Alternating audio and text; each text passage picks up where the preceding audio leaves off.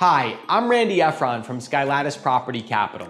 I'm a former CPA and I spent over a decade in New York City investing capital into commercial real estate on behalf of the private equity and Wall Street lending firms that I worked for. Now, I leverage that experience and those relationships to help you raise debt and equity capital for your real estate deals. In today's episode, I am going to discuss two of the ways that hotel acquisitions are funded. For the purpose of this video, the use of the word sponsor refers to the individual or company that is leading the hotel investment. In other words, they are the party that identified the investment and they will execute the business plan for the property. All right, let's get into it. The first way to fund a deal is to self-fund it. This structure is most commonly used for small motels and hotels where the acquisition price is not cost prohibitive for an individual owner to fund. The sponsor gets a loan from a lender and then funds the difference between the project cost and the loan amount with their own cash.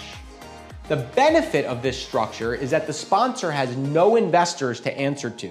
The sponsor is only beholden to their lender and their franchisor. The disadvantage of this structure is that the sponsor is tying up a large chunk of their capital into one deal. That may prevent them from investing in other deals because they may lack the liquidity. Now, let's pivot and talk about the second way to fund a deal, which is through a syndication. With a syndication, instead of the sponsor writing a check for 100% of the required cash of the deal, the sponsor raises a portion of the cash from outside investors. The sponsor typically establishes parameters for prospective investors, such as minimum investment amounts, personal accredited investor status, and voting rights related to the investment. Syndications occur on a deal-by-deal basis, and the final ownership group can ultimately contain dozens of investors depending upon the total capital required and the minimum investment amount set by the sponsor. The advantage of this structure is that the sponsor can stretch their cash across multiple deals. The disadvantage of this structure is that it can get complicated and expensive managing a large pool of investors. At the forefront of the syndication, the sponsor will incur legal and accounting expenses to get everything set up properly. It also takes time to raise the capital. Therefore, if the sponsor has a time-sensitive acquisition, a syndication may not allow the sponsor to get the deal closed in time. Once the hotel is acquired, it can be burdensome managing dozens of investors.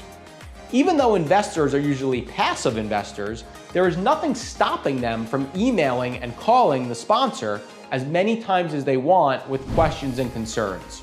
Additionally, if there is ever a capital call and an individual investor fails to fund, the sponsor may have to stroke a check on their behalf. The other thing worth mentioning is that the sponsor also needs to issue K-1s every year. This process can be costly and time-consuming.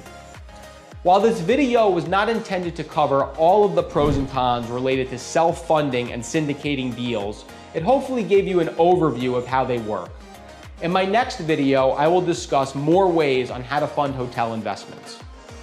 In the interim, please click subscribe, like, or follow if you would like to stay informed about new episodes, or send me an email at randy.efron@skylattice.com if you need help refinancing your loans, raising debt or equity capital for your deals, or would simply just like to leverage your time better without incurring any overhead. Thanks, and I'll see you next time.